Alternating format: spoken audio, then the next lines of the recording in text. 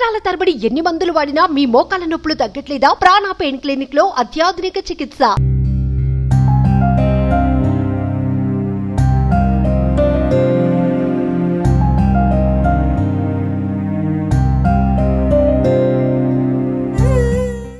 మీరేమైతారండి? చెల్లెలు?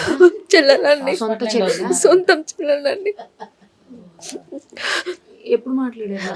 నేను నాతోటి లాస్ట్ మాట్లాడాడని 9:38కి, మార్నింగ్ 9:38.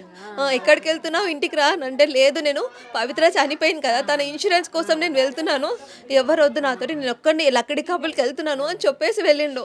నేను మళ్ళీ తర్వాత కాల్ చేసిన, తర్వాత 10కి కాల్ చేసిన, తిన్నావా అని కాల్ చేసిన, తర్వాత గంట కాల్ చేస్తూనే ఉన్నా, లిఫ్ట్ చేస్తాడు, ఏదో పనిలో ఉన్నాడు కదా అని అందరినీ పంపించిన, అందరి ఫ్రెండ్స్కి, ఇంటి అందరికీ కాల్ చేసినాం, ఎక్కడా లేడు అన్నాడు.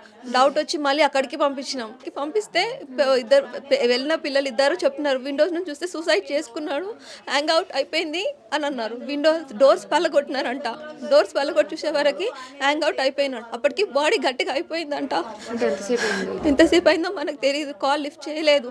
కింద వాచ్మెన్ కూడా కాల్ చేస్తూనే ఉన్నాడంట, వెంటనే కాల్ చేస్తూనే ఉన్నాడంట.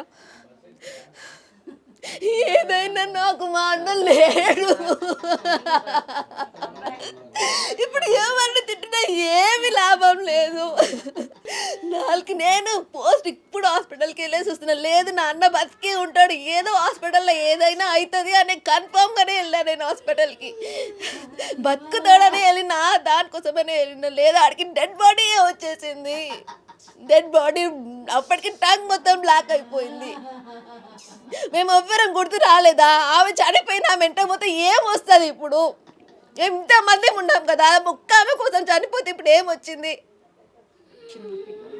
చిన్న పిల్లలు ఉన్నారు, ఇంతమంది ఉన్నాం కదా, ఆమె పోయింది అయిపోయింది, ఆమె లైఫ్ అక్కడికే ఉంది అనుకుందాం.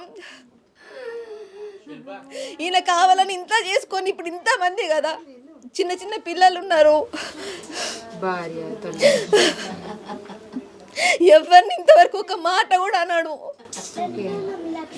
ముందంతా మంచిగానే ఉండేవాడంట కదమ్మా. అంటే ఇప్పుడు ఈ షూటింగ్లో వెళ్ళినప్పటి నుంచి ఆమె ఏవైతే 390 సీరియల్ నుంచి పరిచయం అయిందో అప్పటి నుంచి స్టార్ట్.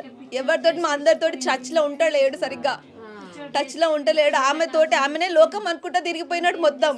సరే అట్లానైనా సరే అన్నాం, అక్కడ ఉండు ఇక్కడ ఉండు, అందరినీ చూసుకో అని మేము అందరికీ ఏమని కూడా ఏం అనలేము. అయినని మేము సరే అని ఒప్పుకున్నాము.